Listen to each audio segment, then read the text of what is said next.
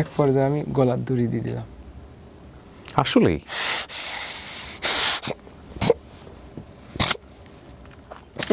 বিসমিল্লাহ।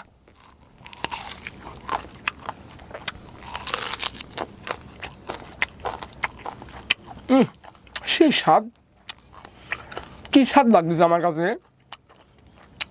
এত স্বাদ লাগতেছে কে দাদা এই ফল।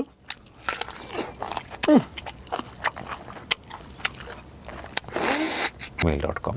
ভাই আপনার নামটা বলেন একটু মুখে। আসসালামু আলাইকুম। ওয়ালাইকুম আসসালাম। আপনার নামটা একটু বলেন। মোহাম্মদ মনিরুল ইসলাম। মনিরুল ইসলাম। মনিরুল ইসলামকে তো আসলে মনিরুল ইসলাম নামে অনেকে নাই বা চিনবেন, কিন্তু তাকে চেনা যায় হচ্ছে সেই স্বাদ নামে, রাইট?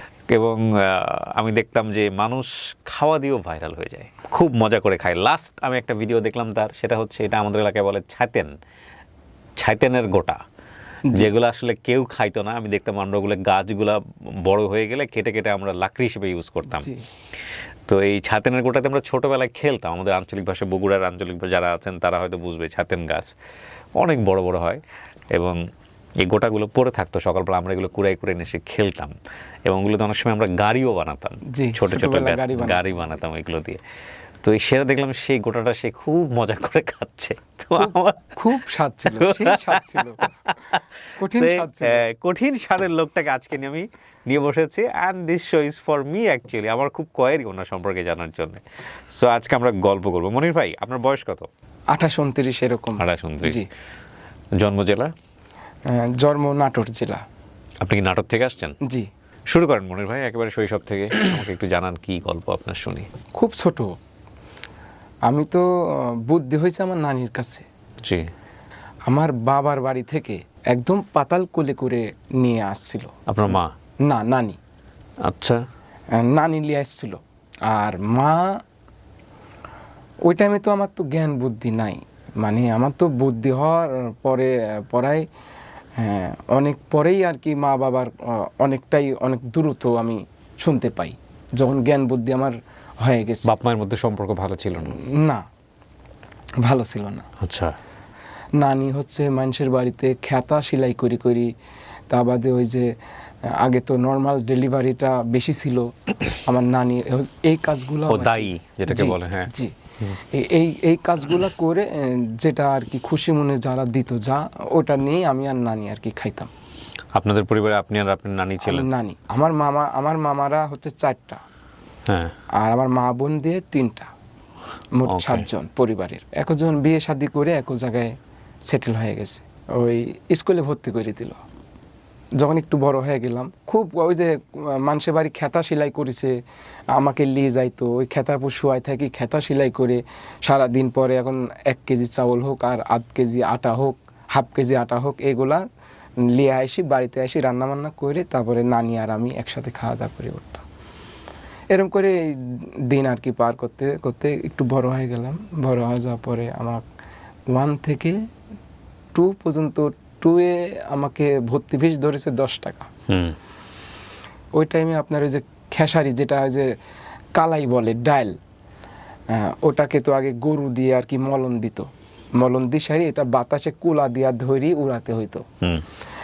এই উড়ানোর সময় আমি যা নানির কাছে জেস ধরেছি যে নানি, আমার ক্লাস 2-এ উঠেছি, আমার 10 টাকা পরীক্ষা ফিস লাগবে, তাড়াতাড়ি দাও। এখন তো নানির তো মাথা নষ্ট হয়ে আছে, সারাদিন কাজ কাম, আমি দুপুরবেলা এসে টাকা চাচ্ছি, আর মাস্টারও তো ওই 10 টাকা পরীক্ষা ফিস না দিলে আমাকে ক্লাস 2-এ ভর্তি করে দিবিলে। সে পরবর্তীতে নানির কাছে সেই রকম জেস ধরেছি, কালার মধ্যে গড়াগড়ি পাতেছি, নানি আমাকে 10 টাকা দিয়াই লাগবে, তাছাড়া আমার ভর্তি হওয়া যাবে না, ভর্তি হলে বিলা সারে। পরে দিশা মিশা না পায় নানির সেই রকম একটা রাগ উঠলি, কঠিন একটা রাগ উঠলি। আমিও এতটা রাগ আমি দেখিনি নানি। এখন কষ্ট পায় এত রাগ, নাকি না সারাদিন পরিশ্রম করেছে অতটা বুঝি সারি নেই। পরে আচ্ছা তাকে আমাকে মারলি ওই খেসারির ভিতরেই, তে আমাকে এত মারা মারলো। এই বাড়ির পাশে আমার নানির বাড়ির মাত্র 10 ধাপ দিলে একটা গৃহস্থ বাড়ি, পরায় ওদের আর কি 350 বিঘা জমি, এরকম একটা গৃহস্থ, আমাদের দেশ গ্রামে যাদের একটু জমি বেশি থাকে তাদের গৃহস্থ বলে। গৃহস্থর মা আমাকে ওই মারা দেখে কোলে পিঠে কইলি চলে আসলাম এই বাড়িতে। তোর নানির কাছ থাকা লাগবি না, তুই হচ্ছে আমার বাড়িতে থাক, তুই লেখাপড়া তুই আমার বাড়ির থেকেই করবি। তাও 1-1.5 বছর ওরির বাড়িতে আমি থাকিছি, খাইছি। নানি খোঁজ খবর নিত না? নানি ওই যে এই বেলা ও বেলা আসতো, দেখে যেত। জি, যে কথা বলে আমাকে নানির কাছ থেকে নিয়ে আসলো, সেই কথার সাথে আর মিল পড়ল না। আমাকে লেখাপড়া শেখালো না, না শেখায়। আগে তো গৃহস্থ বাড়ি প্রায় 30টা 20টা 25টা করে গরু থাকতো। এই গরুগুলা আমার সম্পূর্ণ দায়িত্ব, খাওয়ানো দাওয়ানো, মাঠে নিয়ে যাওয়া। এই যে ইরি ধান কাটা পরে যে ইরি ধানের গাছ থেকে যাবার কুশি বাড়ায়, ওই কুশিগুলা গরু খাওয়ানোর জন্য আর কি মাঠে নিয়ে যেতে হইতো। আমাকে পরবর্তীতে নানি কাছে করলো যে বছরে মনির 2টা প্যান্ট পাবে, হাফ প্যান্ট, 2টা হাফ প্যান্ট পাবে, আর হচ্ছে একটা গামছা পাবে, আর 2টি গেঞ্জি পাবে, আর 1 জোড়া স্যান্ডেল পাবি। এই আমার বছরে। এখন এই মাথা তো দিতে পারে, ওই মাথা তো দিতে পারে 1 বছর পর পর। আর খাওয়া দাওয়া ফ্রি, কোনো টাকা পয়সা না। এখন নানিও ভাবি চিন্তে দেখলি যে আসলে তো আমার একটু জুলুমি হয়ে গেছে সাওয়াল্লিয়া। আর আমার মামারা তো সবাই আর কি, কেউ ভ্যান চলায়, মানে যার যার সংসার তাই গোছাতেই মানে পেরাশনি, খুব হিমশিম খায় যায়। তার মানে ওই যে টাকা চাইছিলেন লেখাপড়ার জন্য, ওটা ওই সময় লেখাপড়া বন্ধ হয়ে গেল। ওই সময় ক্লাস 2-এ ওঠার আগ দিয়েই আমার লাইফে আর লেখাপড়ার হলো না। আবার এই জায়গায় যে আমাকে লেখাপড়া করার যে একটা সুযোগ দিছিল, ওই জন্য আমিও একটু আইছিলাম যে আমাকে লেখাপড়ার পাশাপাশি আমাকে এই বাড়িতেই রাখবে। এই সুযোগে আসার পর যখন আমি একটু ভালো বুদ্ধি হয়ে গেল যে একটা গরু ছুটি যাচ্ছে, যে গরুটা আমার ধরে আনতে হবে, এটা গৃহস্থর বাড়ির গরু, তখন আমাকে কইলো যে লেখাপড়া আর হবে না, তুমি এগুলাই করো। একবার ওই বর্ষা মৌসুমে বছরে আমি একটা গামছা পাই। গামছাটা ওই ছোট মানুষ, সাঁতার তো জানি না, তো ওই গরুর ন্যাজ, মানে সবগুলা গরুকে আমি আগে পাঠাইতাম, আর একটা গরুকে আমি আটকায় রাখতাম। আপনি পার হইতেন। ওই যে গরুটা সভ্য, সেই গরুটার ন্যাজ ধরে রাখতাম। সুন্দরভাবে 1/2 কিলোমিটার পানি পার হয়ে যেতে হবে, একটা বিল পার হতে হবে। এই 1/2 ঘন্টায় ন্যাজ ধরে থাকতাম, কল কল কল কল করে চলে যাইতাম গরুর ন্যাজ ধরি। তো একবার গরুর ন্যাজ ধরি যাচ্ছি, পরে গামছাটা আমার গিটটা থেকে হারাই গেছে পানির ভিতরে, আর খুঁজে পাইলাম না। পরে ওই 1 বছর আমি আর গামছা পাইলাম না। আচ্ছা যাই হোক, ওখানে বড় করে পরবর্তীতে আমাকে আর বেতন দিবেই না, প্রায় 5-6 বছর রানিং চলে, খালি পেট ভাতা খাওয়া দেয়। আর ওই যে গরুর সাথে গরু হয়, যখন যে সিজনের যে আবারটা, সেই আবারটা গরুর গাড়ি করে নিয়ে আসতে হইতো, আমার গরুর গাড়ি চালাইতে হইতো। 3 মাস, বছরে 3 মাসের থেকে 4 মাস গরু চড়ানি পরে, ওই সকালবেলা ফজরের নামাজের পর আমাকে গরুগুলা সব খুলে দেয়। আর ওই গামছার মাথাতে 2টা আম বান্ধি, আর সাথে এত করা মুড়ি, যেন এটা আমি খায় থাকতে পারি। আর বিল পার হয়ে গেলে তো ওই সারাদিন পর ছাড়া হয় না আসা, ওই মাগরিবের আজান কখনো 7টা-8টা বাজে যায়, এইভাবে আর কি আমি সারাদিন গরুর সাথে। সকালবেলা ভোরে পান্তা ভাত খায়া, ওই 4 দুপুরকার জন্য 4 মুড়ি আর একটা আম হোক আর 2টা কাঁচা মরিচ হোক, এগুলো আমাকে বানিয়ে দিত, আমি যাই খাইতাম। আর পানি যখন খাওয়া লাগতো, ওই যে কাঁকড়ার গাড়ির ভিতরে শোলা দিয়ে চুষুক দিলেই পানি উঠে আসতো, 1 হাত নিচে জ্বলে থাকে, ওই শোলা দিয়ে সারি চুষুক দিলে পানি উঠে চলে আসে। খুব সুবিধা ছিল, মানে পানির কোনো টেনশন নাই মাঠের ভিতরে। ইন্টারেস্টিং, খুব সুন্দর সিস্টেম ছিল।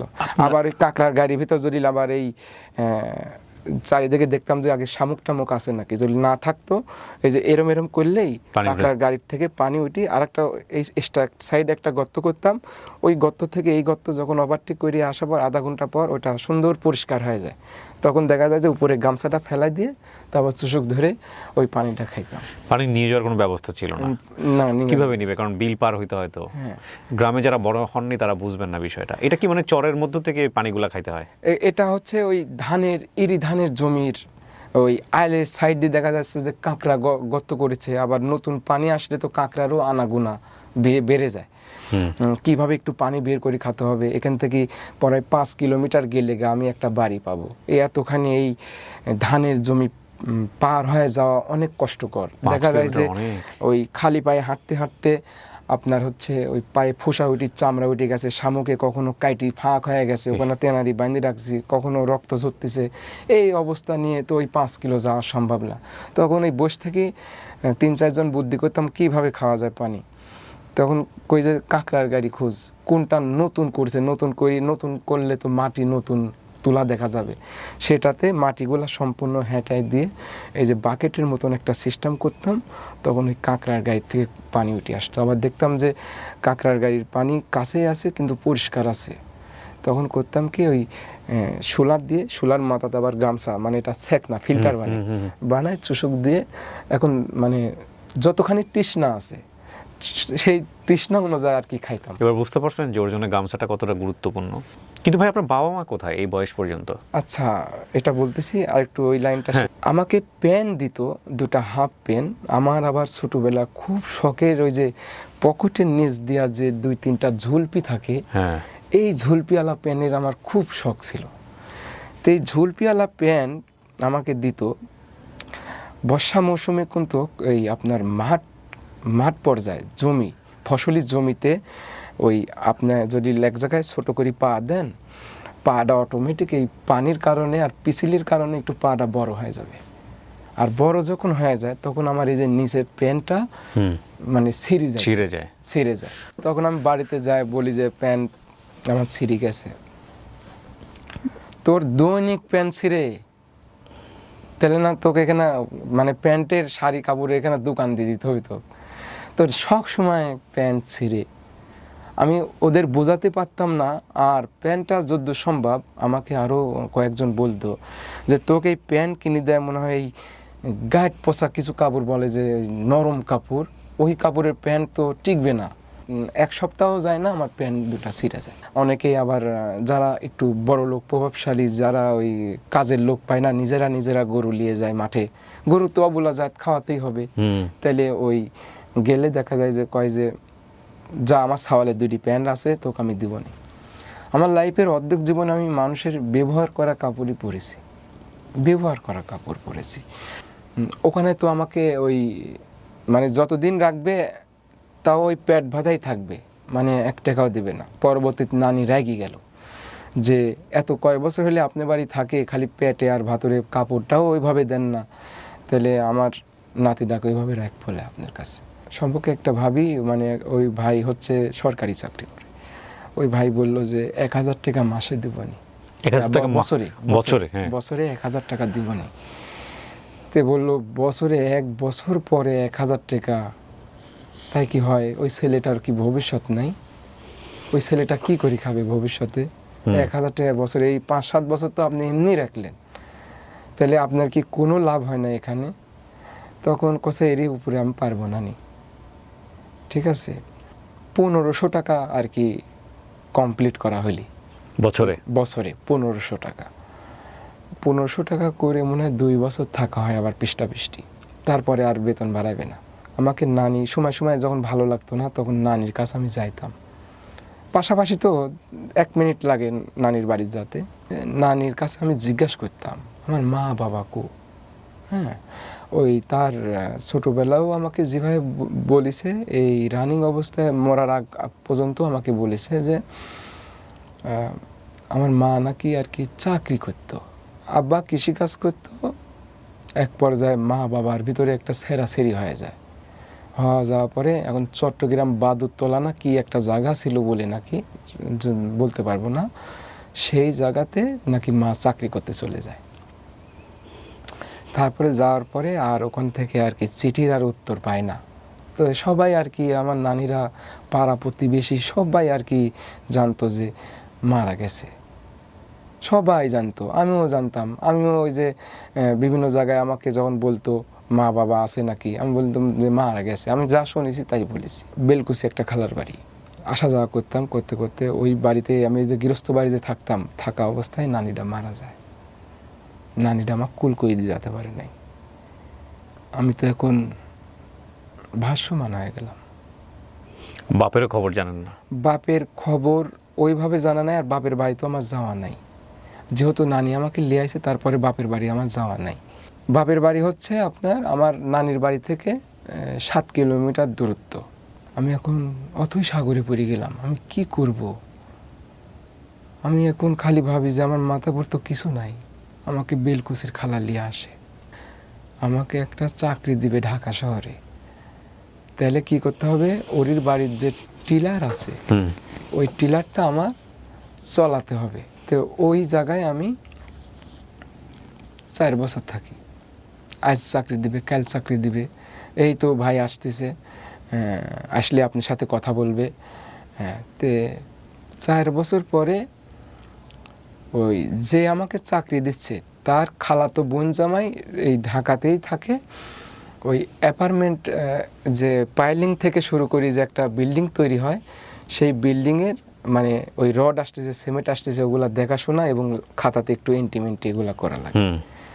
আর আমাকে চাকরি দিচ্ছে কি, যে ওই যে অ্যাপার্টমেন্টটা যে হচ্ছে ওই অ্যাপার্টমেন্টের ওই কলমে বা ইট গাঁথনি হয়ে গেলে আমার ওই পানি দিতে হবে। তিন বেলা আমার ওই পানি দিতে হবে। তো এই চাকরিটা আর কি আমাকে ওই 4 বছর ওরি বাড়ি থাকলাম। ওরি বাড়িও একদম নীল, ওই যে কাজ করে দিতাম বাড়ির ছেলের লাগান, মানে আমার কোনো এখানে বছরে কোনো 1 টাকাও আমাকে দিত না। শুধু পেটে ভাতে, শুধু পেটে ভাতে, কাপড়টাও আমাকে দিত না। আমি কিন্তু পোশাক আশাকে অতটা আমি না, আমি খুবই মানে আমি পুরাতন কাপড় চোপড়ে বেশি পছন্দ করি। এখন আমি নতুন পোশাক করি না। আমি যে আমার এই যে বাড়িয়ালি হচ্ছে এই দুটা 3 বছর আগেই দেখি, 2 বছর আগেই দেখে দিছিল। তো আমি ওই ঈদ ছাড়া আমি আর পড়ি না। এটা ঈদের নামাজ পড়তে গেলে এটা পরে যাই, আর না হলে ধুই ইস্তারি করে সুন্দর করি প্যাকেট করি ওই 1 বছর আর মনে থুই দিই। এখন যে আমাকে চাকরি দিল ওর যে খালাতো বোন জামাই যে এই চাকরির যে টাকা লাগবে এটা আমি আর জানি না। আমাকে সেই টাইমে 5,000 টাকা চাচ্ছে, যে এটা হচ্ছে বসদের আর কি অ্যাপার্টমেন্টের যে ইঞ্জিনিয়ার আছে সেই বসগুলাকে আর কি চা পানি খাওয়াতে হবে, 5,000 টাকা লাগবে। তো এখন আমি তো সারা বছরই তো আমি এত বড় হইলাম, আমি 5,000 টাকা চোখেই দেখিনি, আমি কিভাবে দেব? পরবর্তীতে আমি ওই ভাই কইলাম যে ভাই আপনি আপাতত, তাহলে উনি বলবে না যে আমার ভাই 4-5টা বছর থাকিছে কোনো ব্যাপার না, তাহলে আমি হচ্ছে আপনাকে দিবনি, আপনি চালাইলেন, সেটা না বলি। তাহলে বলতেছে যে মনির তাহলে তুমি হচ্ছে আমি দিয়ে দিচ্ছি, তুমি বেতন পাইলে, আমার বেতনও হচ্ছে 5,000 টাকা, 4,500 টাকা 500 টাকা আর কি ওর চা খাওয়ার জন্য এক্সট্রা করে দিতে হবে। আমাকে জেনুইন দিবে 4,500, আর 500 টাকা ওই মাসে মাসে ওরিকে দিতে হবে। 3 মাস কাজ করার পর ওটা করি সারি আমার টাইফয়েড জ্বর আসে, পরে আবার খালার বাড়ি চলে গেলাম। ওখানে প্রায় আমার 2-2.5 বছর ওখানে থাকা হয়। থাকি সারি ওখানে আমার ড্রাইভিংটা অটোমেটিক শেখা হয়। ড্রাইভিংও পারেন? ড্রাইভিং শেখা হয়ে যায়। আচ্ছা। যে আমাকে ড্রাইভিং শেখালো সেই মামাই আমাকে স্পোর্ট ইনফুটের গাড়ি, প্রায় 3 বছর পরে আমাকে গাড়ি দিল, স্পোর্ট ইনফুটের গার্মেন্টসের গাড়ি। আচ্ছা। হেল্পারবিহীন গাড়ি চালাচ্ছি, একটা বড় গাড়ি, হেল্পারবিহীন গাড়ি চালানো খুব রিস্ক। একটা চাকা যদি লিক হয়ে যায়, একটা চাকা যদি বাস্ট হয়ে যায়, দুজনের সহযোগিতা লাগে, সেখানে একলা হয় না। সেইভাবেই একটা আল্লাহর রহমতে নতুন একটা গাড়ি পেলাম। আমাকে আমার আত্মীয় স্বজন সবাই ভবিষ্যৎ দেখাচ্ছে, তোর প্রচুর পরিমাণে টাকা পয়সা কামাই করতে হবে, পরিশ্রম করতে হবে, তোর ঘর নাই বাড়ি নাই, আমরাই তোরে করে দেব। যখন টাকা দিই, যখন টাকা না দিই তখন কোনো খোঁজ খবর থাকে না। যখন টাকা দিচ্ছি তখন সুন্দরভাবে খাওয়া দাওয়া হয়েছে নাকি। আমি যে এই যে 7-8টা বছর আমি এই যে গাড়ির লাইনে ছিলাম, আমি ইচ্ছা গাড়িতেই করেছি, বাড়িতে যাইনি বা ঘর বাড়ি নাই। এখন ঈদের ভিতরে কার বাড়িতে যাব, কার ছেলে মেলে আসলো, তার ঈদগুলা হয়তো বা নষ্ট হবে। এক পর্যায়ে মা বের হইল গুলশন সাইডনগর এলাকা থেকে হঠাৎ করে। আসলে আমি জন্মের পরে আমি মায়ের দেখি নাই, চেহারা তো মনে নাই, চেহারাও মনে নাই। মানে মাও আমাকে ওইভাবে মানে একটা আছে না যে বেটা বিলে একটা আপন করি হাসি হুসরি লিয়া, বা আমি একটু মা বলে একটু কাছে তার ভিড়বো বা জড়া, ওই জিনিসগুলো আসতেছে না, ওই জিনিসটা আমার আসতেছে না। আমি এক নজর ভাবে আমি তাকায় আছি, যা আমি ভিতর থেকে ভাবতেছি এটা কি আমার মা। আমি এক নজর একভাবে আমি তাকাই থাকতেছি সেইভাবে। যে এটা আমার মা। মামাদের আমি জিজ্ঞাসা করছি এটা কি মা, তোর কি মনে হয়? আমি তো জীবনে দেখি নাই, আমার জন্মের পরে এই ফার্স্ট আমি মাইক দেখতেছি। তে বলছে যে হ্যাঁ এটা তোর মা। তে মার বিয়ে হয়েছিল, একটা বিয়ে হয় ওইদিকে, এখন ছেলে একটা আছে, সেই ছেলে এখন ওই ছেলের বাপ এখন কি করে অত দূর আমি যাই নাই, আর অত দূর আমি শুনতেও যাই নাই। তবে মা যাই আছে ভালো আছে, মানে ওই ফ্যামিলিতে হয়তো বা যায়। আর আমি যখন মায়ের সাথে দেখা গেল, আমি তখন বাপের কাছেও আমি চলে যাই। ওই বাবারও আর একটা ফ্যামিলি হয়ে গেছে, বাবারও যে আমি যাওয়ার পরে যে একটা সন্তান হিসাবে বয়, বা আমি তো বাড়ি ঘর করে দিব, বা তুই এখানে একটু আদর করা, এই জিনিসটা আমি পাই নাই। মানে জাস্ট আর কি আমি একবার সবার থেকে একটা বঞ্চিত একটা ছেলে। এখন মা বাবা যে এই যে বের হইলো, তাহলে এখন আমি কেমনে কই যে আমার মা বাবা সবই আছে, কিন্তু আমাকে পুরো দুনিয়া জানতো বাবা মা মারা গেছে। করোনার ভিতরে গাড়ি চালানোর চাকরিটা আমার চলে গেল। চলে যাওয়ার পরে আমি বাড়িতে চলে গেলাম, খালার বাড়িতে কৃষিকাজ আবার পুনরায় শুরু করে দিলাম। তে আমার ওই ছোটোবেলা খুবই দুঃখ কষ্ট নিয়ে মানুষ হয়েছি। ওই যে নানি আমাকে এটা ওটা আইনি খাওয়াইতো, ওই টাইমে আমার ওই কাঁচা তরকারি আমি খাইতাম। কি বলেন? সেই রকমভাবে খাইতাম পেটের ক্ষুধায়, মানে জড়ো সড়ো, মানে আমার পারতেছি না যে আমি মরি যাই, অস্থিরতা ভাত করতো। তখন কি করতাম, ওই নানি এই বাড়ি থেকে সিম, ও বাড়ি থেকে আনাজ, ও বাড়ি থেকে ধুমা, ও বাড়ি থেকে করলা আনি বাড়িতে রাখতো, রান্নার সময় দিতাম না, আমি লিয়া খাইতাম। তো এই তিতো যদিও লাগতো, যখন পেটটা ভরে যাইতো তখন অনুভূতি করতাম যে আমার এটা করলি খেলাম তিতো লাগিছে, তার আগে আমার কাছে আর ভিতরে আমার কিছুই লাগে নাই। আপনি কি কথাটা বুঝতে পারছেন ক্ষুধা কত মারাত্মক হইতে পারে? আমার এই নানি যখন এই আনতে পারতো না, তখন আমি এই গাছের ফল, মানে যেটা আসলেই খাওয়ার উপযুক্ত না কিন্তু ফল ধরে আছে, সেটাই আমি খাচ্ছি। আমি খাই, আমার আগে মেইন কথা হচ্ছে আমার পেটের ক্ষুধা আগে মিটাতে, এটাই হচ্ছে কথা। আমার এই যে কাঁচা, এই যে যেটা গোটা বললেন না, বাটুল, আমাদের গ্রামে আর কি বাটুল বলে, এই বাটুলটা আসলে খুব সুস্বাদু। আমাকে যদি এখন দেয়া যায় 1 কেজি মতো, আমি এখন ওই গাছের কথা এখন মনে পড়তেছে। রোজা ছিলাম সারা দিন। কেউ তো খায় না এগুলা? না, কেউ খায় না। গরু ছাগলে খায় এগুলা? গরু ছাগলও খায় না। গরু ছাগল না, গরু ছাগল। আপনি খাইতেন এগুলা ছোটবেলায়? আমি ছোটবেলা সেইভাবে, এটা অনেকেই জানতো না, আমি এটা সেইভাবে খাইতাম। খায়া আমি একদম একবারে সর্দি হয়ে গেলাম। সর্দি বলতে যে আমার কাছে একদম ইজি হয়ে গেল, মানে ধুমা কন, কৈল্লি কন, কচু কন, এমনকি কচুও খাইছি আমি। ওই যে যেটা বড় ফ্যান কচু বলে অনেকে, আমাদের ওইদিকে মান কচু বলে। আমি লাস্টে মান কচু খাইছি। মান কচু খায়া, মান কচুটা খায় এই শাকসবজির ভিতরে আমার এই খাদ্য নালীটা আর কি প্রায় 15 দিন আমি ভাত খাইতে পারি না। ওই আপনার হচ্ছে সব জায়গায় জিম দিয়ে গেছে, সম্পূর্ণ ছিলে গেছে, ভিতরে ঘা হয়ে গেছে। ভিতরে ঘা হয়ে যাওয়ার পরে আমি খাইতে পারিনি।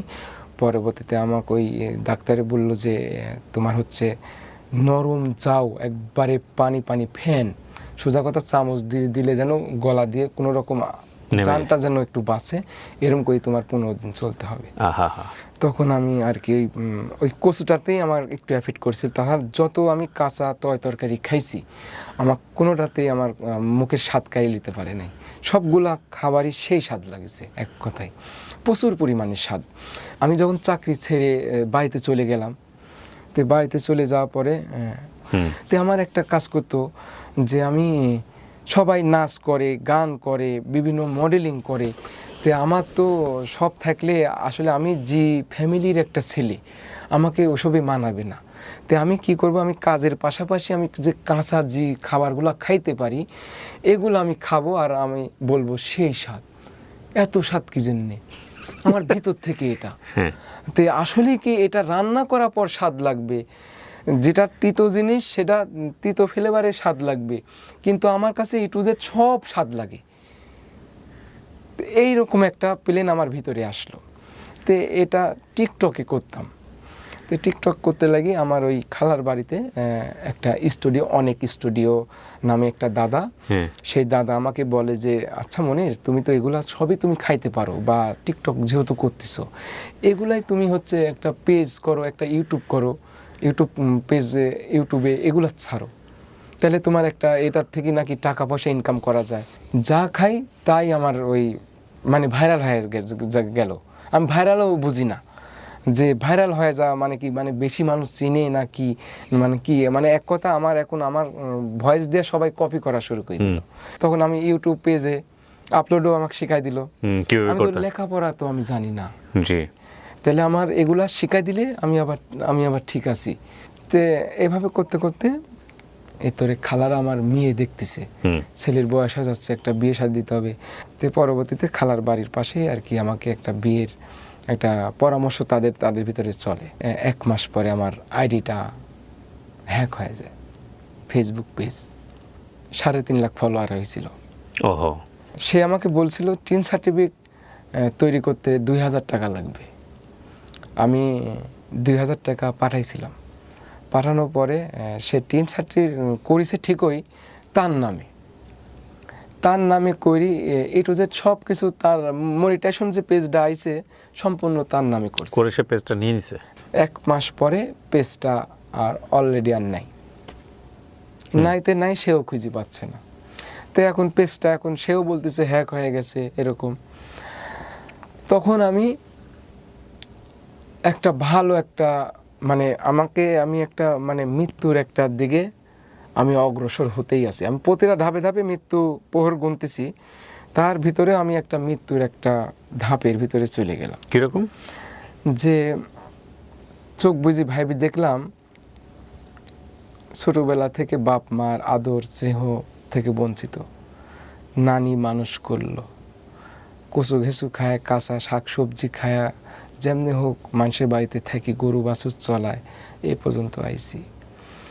এই পর্যন্ত আসার পরে যখন একটু আমি অনলাইন জগৎ নিয়ে সব জায়গায় তো আমার হয়ে গেল পরিচিত, তে এখন একটু অনলাইন জগতে আসি সারি আমার আইডিটা হ্যাক হয়ে গেল। এখন আমি মৃত্যুর প্রহর গুনতেছি। মানে আপনার মনে হচ্ছে যে বেঁচে থাকার অর্থটা কি? আমার আর বেঁচে থাকার আর ইচ্ছাটা শেষ। আমি যে ডাল ধরতেছি সেই ডালই ভেঙে যাচ্ছে। চাকরি হারালাম, সবকিছু হারালাম। মানে আমি আসলে মানুষটা আমি একাই হয়ে গেলাম। এরই ভিতরে আমার কোনো ভবিষ্যৎ নাই, কোনো ক্যাশ নাই। এক পর্যায়ে আমি গলার দড়ি দিয়ে দিলাম। আসলেই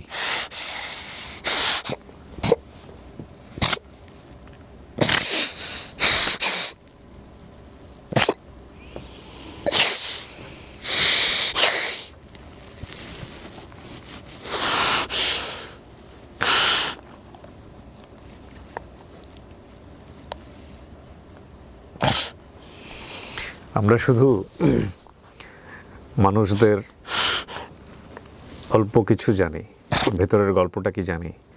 কত মানুষকে হাসিয়েছে এই কাঁচা সবজি খেয়ে, কচু ঘেঁচু খেয়ে, কিন্তু এটার পেছনের স্টোরিটা কি আমরা জানি? যেটা দেখে আমরা অবাক হই, যেটা দেখে আমরা মিলিয়ন মিলিয়ন মানুষকে চিনেছি, সেটার বিহাইন্ড দ্য স্টোরিটা কি আমরা জানি?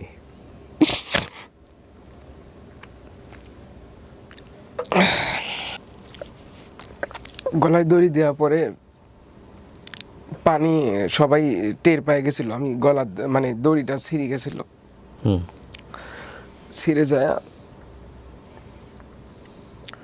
সবাই আর কি পানি চুনি দিয়া, পরবর্তীতে স্যালাইন মেলাইন করি আমি আর কি সুস্থ হওয়ার পরে খালারা বলতে লাগলি যে এরিক বিয়ে শাদি দিয়ে আমার বাড়িতে রেখে দিই।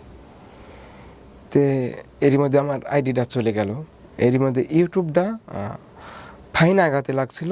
তো আমি তো 4-5 মাস হলে আর ভিডিও আপলোড করি না, ইউটিউবটা ড্যামেজ হয়ে যায়। একবারে ড্যামেজ হওয়ার পরে এর ভিতরে আমাকে ইউটিউব থেকে একটা প্লে বাটন আমার চাচুর মাধ্যম দিয়ে আমাকে নিয়ে আসি দিচ্ছে, আমার মোবাইল নাম্বার দিয়ে। পরবর্তীতে আমাকে আর কি খালা বাড়ির পাশে বিয়ে করা দেয়। বিয়ে করার পরে একটা পুরুষ মানুষের আর একটা লাইফ চলে গেল। অবিবাহিতদের বোঝানো যাবে না। মায়ের বোন খালা আসলে মায়ের মতন হয় না, যদিও মায়ের আদর চেয়েও পাই নাই। অনেকেরই মা বাবা যখন ছেলে সন্তানের আদর করে, আমি তো দেখি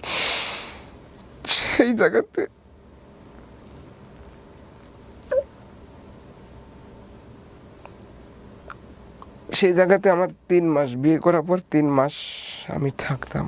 3 মাস খালার বাড়িতে থাকার পরে আমি এই যে মামাতো ভাই দুবাই ছিল 2 বছর, 2.5 বছর দুবাই ছিল। তাকে আমি সব কথা খুলে কই, সে তখন আমাকে বলে যে আমার বাড়িতে একটা ছাবরা ঘর তুলো। তখন তার বাড়িতে একটা ছাবলা ঘর তুলে বৌলি আমি সেখানে চলে যাই। এই ছাপড়া ঘরের ভিডিও আপনি কিছুদিন আগে দিয়েছেন, এটাই সেই ছাপড়া ঘর? জি, চারপাশে জঙ্গল হয়ে আছে, মাঝখানে।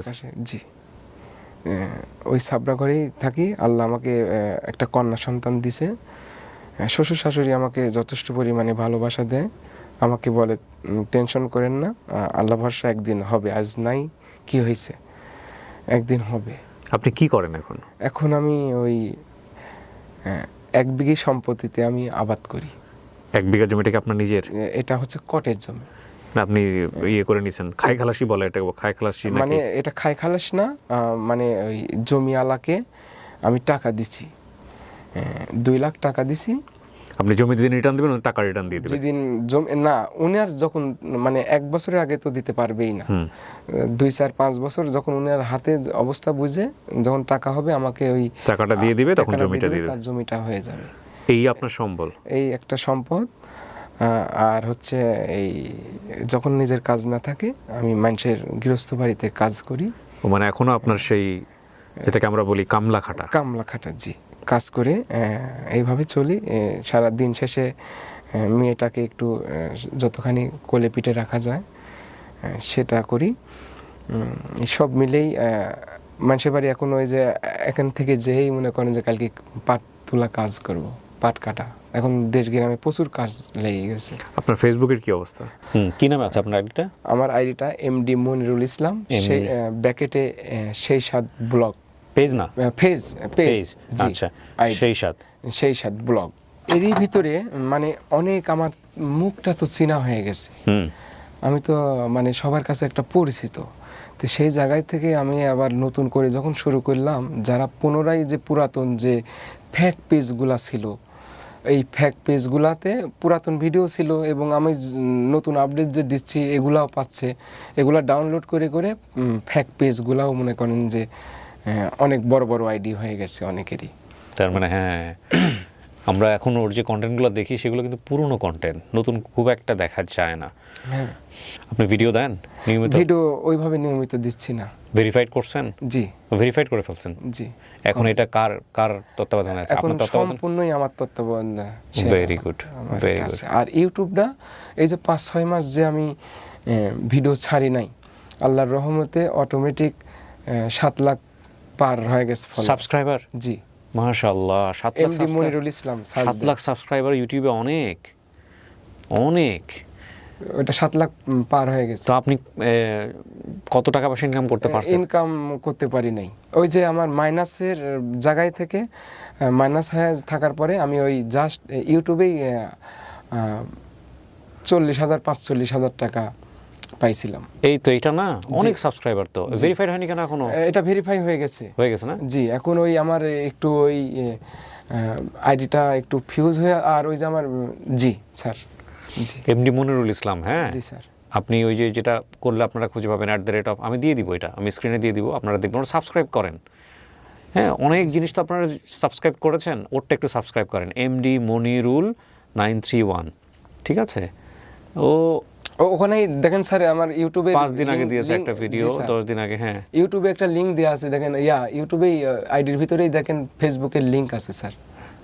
আচ্ছা, ফেসবুকেও লিংক ওখানে পাওয়া যাবে না? জি। তো মনির ভাই, বয়স তো খুব বেশি না, জি স্যার। জীবনটা এভাবে চলে গেল না, এই জীবনের দিকে যখন তাকান পিছন ফিরে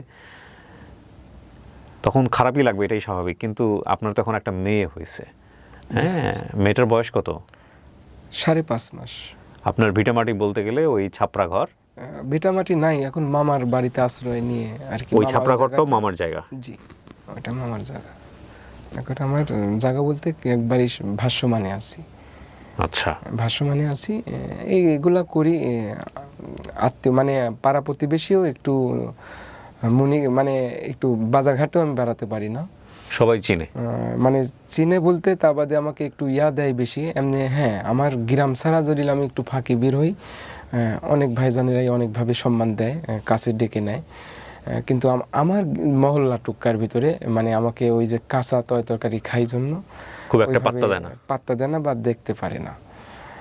ওই জায়গাতে একটু আমার মন খারাপ লাগে। সেই জায়গাতে আমি কি করি, আমার জরুরি একটা বাজারে না যায়, না আনার মতন না থাকা পড়লে আমি বাজারে যাই না। আমি হাসি মুখ এটাই দেখাতে চাই এগুলা খায়া, যে আমি পুরাতন চিঠিটাকে আমি ধরে রাখতে চাই, যেটা খেয়ে আমি বেঁচে আছি। এমনও দিন গেছে, আমি বৃষ্টি হচ্ছে ঝিমঝিম করে, খেরের পালার তলে, পোয়াল পালার তলে আমি ঢুকে আমি রাত পার করেছি। এমনও দিন গেছে, নানি আমাকে একটা বাটি ধরায় রাখিছে, টিনের ছাবড়া দিয়ে পানি পড়তেছে, আমি বাটিটা ধরে রাখিছি, পানি পড়তে পড়তে পড়তে পড়তে পড়তে ওইভাবেই ঘুম পাচ্তেছি, ওইভাবে ঝিমতেছি। এরকম দিনগুলো অ্যাভেলেবল গেছে। প্রচুর কষ্ট করি এই পর্যন্ত আজ আইছি। একটা জাগে যে আমার মেয়েটাকে যেন আমার মতো না হয়, বাপ মা বিহীন যেন বড় না হতে হয়, কারো যেন লাত্তি উষ্টা খেয়ে যেন বড় না হতে হয়। এই জিনিসটাকে আমি বেশিরভাগ সামনের দিকে ফলো করতেছি। আমার মেয়েটা একটা ভালো একটু লেখাপড়া শেখাবো, ভালো পদ্মাশীল করব। অনেক দোয়া, আল্লাহ আপনার ইচ্ছা কবুল করুক। আমাকে জাস্ট একটু বলেন তো, আপনি ভিডিওটা কি দিয়ে করেন? আমি ভিডিও ফোন দিয়ে করি স্যার। কি ফোন আপনার? Realme Z10 U2। ও, খালি জাস্ট আমি কই যে আমি খালি আমার ফেসটাকে খালি ধরবা, আমি বোঝাই দিই সারি, সে ধরে। ধরার পর 1 মিনিট বা 1.5 মিনিট ভিডিওটা করলাম, খাইলাম, পেটটাও ভরলো। এখন তো আমি বোঝাতে পারতেছি যে আমার পেটে খিদা, আমি খাইলাম। দেখা যাচ্ছে যে আমি 1 মাস পর 25 কেজি চাউলের বস্তা কিনি। ওটাও দেখা যাচ্ছে যে আমি যদি নিজে কামাই করে খাচ্ছি, তো দেখা যাচ্ছে যে আমার আধা কেজি চাউল যদি সারাদিনে 1 পোয়া চাউল যদি কম লাগে আমার সংসারে, তাহলে চাউলটা তো আর একটু দীর্ঘ হইলো, 1.5 মাস চলে গেল। তাহলে দেখা যায় যে আমার পেটটা ভরলে তো আর আমার খাওয়ার টেনশন নাই। তাই আমার খাওয়াটাও হচ্ছে, একটু আনন্দও দিচ্ছি, চাউলটাও কম লাগতেছে, আমার সংসারে একটু খরচটা কম হচ্ছে, তরকারি একটু কম লাগতেছে। আমার গিন্নি যেটুকা রান্না করে সেটুকা খায়, 2 বার খাচ্ছে, 1 বার খায়, বেঁচে গেলে আবার খাচ্ছে। দেখা যায় যে এইভাবে আমি ফাইনভাবে একটা সংসার আমার চলে যাচ্ছে। অন্তত আপনারা ভিডিওতে কি দেখেন? আপনারা ভিডিওতে দেখেন কেউ যে আসলে কাঁচা তরকারি খেয়ে ফাজলামো করতেছে। হ্যাঁ, জীবনকে জানার জন্য একটা মানুষের খুব কাছাকাছি যাওয়া দরকার। আমি হচ্ছে, আপনি যদি লেবু খান টক, আমার কাছে স্যার মানে মেন কথা স্যার, সব কিছু অভ্যাসই মনে হয়, আসলে আমি বোঝাতে পারবো না স্যার। আমার কাছে এত স্বাদ লাগে স্যার, লেবু কন, তেঁতুল কন, কল্লি কন, ধুমি কন, শসা কন, মানে কাঁচা যে তরকারিগুলো রান্না করে খাওয়া যায় সেই তরকারি আমার রান্না করা লাগেই না। কিছু কিছু সময় দেখা যাচ্ছে যে আমি যে কৃষিকাজ করতেছি সেই ফলটা আমি করি নাই, আর এক কৃষক করেছে, সে আমাকে ডাক দেয় যে মনির, আমাকে প্রায় 20 জন ডাকি রাখছে। কেউ বলছে যে আমি সৌদি আরব থেকে খেজুর গাছ আনিছি, খেজুর ধরেছে, পাকলেই ডাক দেব। কেউ বলছে যে শাকরোল, কাঁঠালের মতো ছোট ছোট ওই ফলটা রান্না করে খাওয়া যায়, এটার জন্য আমাকে গেল হাটে ডাক দিছে যে আমার জমিতে আসো। অনেকেই তো আমার এখানে একটাই থাকে, আমি তো বলতে পারি না যে আমি পেটের খিদেটা এখনও নিবারণ করি বা আমার বাড়িতে চাউলটা কম লাগে, এটা তো আমি ওপেন করতে পারি না। দেখা যায় যে এটা তো আমার খাওয়া কমপ্লিট হয়ে গেছে, আমি খাইতে পারি, আমার পেটটাও ভরে গেল, বাড়িতে চাউলের অংশটা কম লাগলো, আমি 25 কেজি বস্তার চাউল কিনি। দেখা যাচ্ছে 2 মাস পরে আমার 1 বস্তা 25 কেজি চাউলের বস্তা একটা কিনলেই আমার আর 2 মাস কোনো টেনশন নাই। আমি হাবিজাবি খায় আমার পেটটা ভরে গেলে আমার শান্তি, ঠান্ডা। মনির ভাই, আমার আজকে আপনি এখানে আসবেন সেজন্যে আমি অফিসের একজন কলিগকে দিয়ে এইগুলো আপনার সাথে কথাও বলেছে, বাজার করে নিয়ে এসে রাখছিলাম যে কাঁচা জিনিসগুলো আমি আপনাকে দিয়ে টেস্ট করাবো। কিন্তু আজকের অনুষ্ঠানে আপনি আমাকে এমন একটা মুডে নিয়ে গেছেন, আমার না আসলে আর এটার ইচ্ছা নাই। না স্যার, ব্যাপার না, আপনি দেন, আমি খেয়ে দেবো, আমার কাছে ব্যাপার ইচ্ছা নাই। আমি আপনাকে বলি, সেটা হচ্ছে আমি যদি এটা এমন হতো, এই গল্পটা আমাকে যদি এরকম ফিল দিত যে এটা একটা আনন্দ জায়গা থেকে হয়েছে, আপনি আসলে পারেন, এই টেস্ট থেকে হয়েছে এবং সেই আনন্দের জায়গাটা আমরাও আনন্দ নিচ্ছি, সেটা নিয়ে আমার কোনো সমস্যা ছিল না। কিন্তু আপনার এই কাঁচা সবজি খাওয়ার গল্প, যে হৃদয় বিদারক গল্প, যে জীবনে একদিন পেটের ক্ষুধায় পেটের ব্যথা অনুভব করেছে, সে হয়তো কিছুটা বুঝতে পারবে, আদারওয়াইজ আজকের এই গল্পটা বোঝা সম্ভব না। ওর মতো কন্টেন্ট ক্রিয়েটর যারা, ওর মতো মানুষ যারা এই ভিডিওগুলো থেকে নিজেদের ভাগ্য পরিবর্তন করার চেষ্টা করেন, যেসব চোর বাটপার এদের কন্টেন্ট চুরি করেন, এদেরকে নিয়ে আমার কোনো বক্তব্য নাই। এই যদি একটু লেখাপড়া জানতো তাহলে হয়তো ওর জীবনটা ওই যে প্রথম যে একটা খেয়ে সেই স্বাদ বলেছিল, ওই একটা ভিডিওতেই চেঞ্জ হয়ে যেত। একটা ভিডিওতে আমি বলছি আপনাদেরকে, হয়তো আল্লাহ চেঞ্জ করে দিত। কারণ ওর লেখাপড়াটা জানা ছিল না, যে কারণেই ও আগাতে পারে নাই। ও বারবার ধরা খেয়েছে, ওর পেজটা চুরি হয়ে গেছে, ওর ইউটিউবে সমস্যা হয়েছে, এবং এই সুযোগটা নিয়েছেন কিছু চোর বাটপার বদমাইশ, যারা অনলাইনে বিভিন্ন মানুষজনের কন্টেন্ট চুরি করেন, চুরি করে $200-500 কামান। পৃথিবীতে বেঁচে থাকাটাই একটা সম্ভাবনা, বুঝতে পেরেছেন? আপনি সুস্থ আছেন, আল্লাহ আপনাকে এখনও সুস্থ রেখেছে, 2 হাত দিয়েছে, 2 পা দিয়েছে, আপনি এখনও পরিশ্রম করার সামর্থ্য পান। জি স্যার। কুরবানির ভিতরে আমাকে অনেক জায়গা থেকেই গোস্ত দিছিল, ওগুলো আমি খাই নাই। এটা কাঁচা মাংস খাওয়ার জন্য না, তাহলে এটা রান্না করে আমাকে দিচ্ছিল। হ্যাঁ, মানে রান্না করে খাওয়ার জন্য, মানে ওইভাবে দিছে যে এলাকার পাড়া প্রতিবেশী কুরবানি দিতে পারি নাই বা মামার বাড়িতে। খান নাই কেন? খাবেন তো অবশ্যই। এটা আমি আবার বুদ্ধি করে, আমি তো পরিশ্রম করতে পারি, সো আপনি এগুলো মানুষকে দিয়ে দিয়েছেন। এগুলো আবার যেগুলা বাড়ি পুরাইছি, যারা বৃদ্ধ অচল, এগুলো আমি আবার দিয়ে দিছি। দেখেন, আমি একটা জিনিস বুঝি, মানুষের বেঁচে থাকতে না অনেক কিছুর প্রয়োজন হয় না। আপনি ধরেন আজকে অঢেল সম্পত্তির মালিক হলেন, কিন্তু আল্লাহ আপনাকে এমন একটা অসুখ দিয়ে দিল।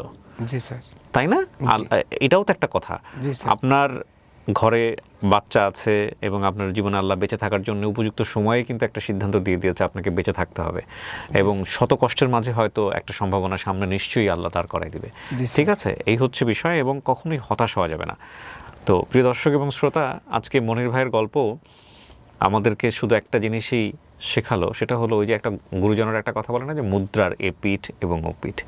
যারা ওর এই করলা খাওয়া, লেবু খাওয়া বা অন্যান্য যে বিষয়গুলো আছে, এগুলো চাবানো দেখে আপনাদের মনে হতো যে ও আসলে ফান করতেছে। ডেফিনেটলি এটা একটা বিশেষ কোয়ালিটি, কিন্তু এই কোয়ালিটির জন্মটা কিভাবে হয়েছে সেটা যদি আজকের এই অনুষ্ঠান অনুভব করে থাকেন, তাহলে আমরা বুঝবো যে না, আমরা আসলে যা পোট্রে করতে চেয়েছি তা আমরা পোট্রে করতে পেরেছি। মনির ভাই, অনেক ভালো থাকেন। আপনি তো নাটোরে ফিরে যাবেন, কালকে আবার সেই মাঠে গিয়ে কাজ করতে হবে। স্যার, ওই যে আপনি কি আনছেন একটু খাই আপনি। না, আমি যাচ্ছিলাম না। একটু টেলিফোন করেন। হ্যাঁ, না সমস্যা নেই, আপনাকে আমি ইজিলি একটু খাওয়াই দেখাই দিয়ে যাই। স্যার, আমি জানি আপনি পারবেন।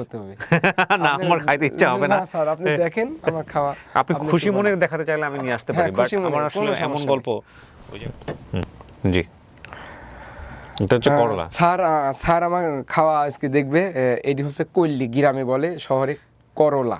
হ্যাঁ, কল্লি, তিতো উস্তাও বলে। এটা লেবু, কত লেবু, কয়দিন আগে লেবু খেলাম, কোনো ব্যাপার না আমার কাছে। মরিচ, এটা হচ্ছে কুড়ি কচু না স্যার, এটা আমার খুব পছন্দের একটা সবজি। আমি কালকে রাতে কুড়ি কচি ভর্তা দিয়েই আর কি আমি সেই কুড়ি কচু ভর্তা এগুলো খুব ভালো লাগে আমার কাছে। কুড়ি কচু খুব পছন্দের, খুব ভালো লাগে। স্যার, শুরু করি তাহলে? জি বিসমিল্লাহ। জি স্যার, বিসমিল্লাহ বিসমিল্লাহ।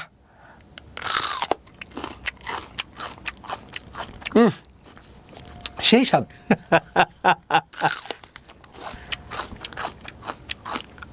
কি সুন্দর স্বাদ লাগছে, এত স্বাদ কে?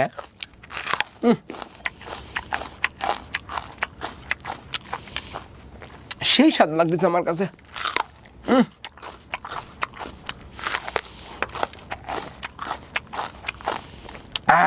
কি সুন্দর স্বাদ লাগতেছে আমার কাছে, এত স্বাদ লাগতেছে কে দাদা?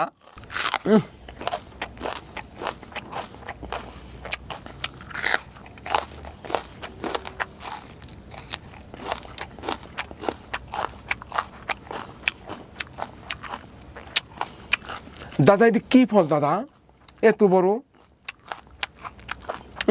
বিসমিল্লাহ।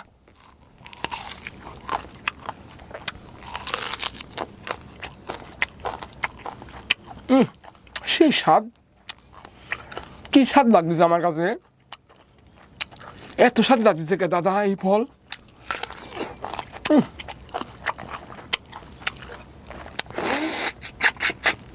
কি সুন্দর স্বাদ লাগছে। আমার এই বেশি ফল লাগতো না, কাঁচা 4-5টা ফল খেলে আর আমার সারাদিন কোনো টেনশন নাই। কেউ আমাকে বলে নাই, হ্যাঁ আমার আত্মীয় স্বজন যাই আছে কখনো বলে নাই যা এক গাল আমার বাড়িতে ভাত খায় যা। এখন পেটের ক্ষুধায় আমি কি করব স্যার? ওই টাইমে আমি এগুলা বেছে নিয়েছিলাম। স্যার আমার তো ইফতার করার পরে ফল ফুল দিয়ে ইফতার করাইছেন, পেট ভরে গেছে, এগুলি খায় একবারে পেট ভরে গেল, আর কিছু খাওয়া লাগবে না স্যার। যখন রেকর্ডটা হয়েছে ও আসলে আপনারা জানেন হয়তো পবিত্র আশুরার যে নফল রোজা, সেই রোজা রাখছে, 10ই মুহররমের যে রোজা।